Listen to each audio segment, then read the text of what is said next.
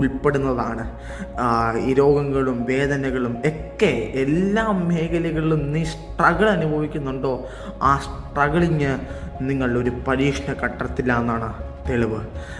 ഇന്ന് ഈ സമയത്ത് തന്നെ കേൾക്കുന്ന ഓരോ ബുദ്ധിജീവിയോട് ഞാൻ ആത്മനിറവോടെ വിളിച്ചു പറയുന്നു, ഈ പരീക്ഷണഘട്ടം നിങ്ങളെ തോൽപ്പിച്ച് കളയാനുള്ളതല്ല. പരിശുദ്ധാത്മാവ് നിങ്ങളെ ചെറുത് പഠിപ്പിച്ചുകൊണ്ടിരിക്കുകയാണ്.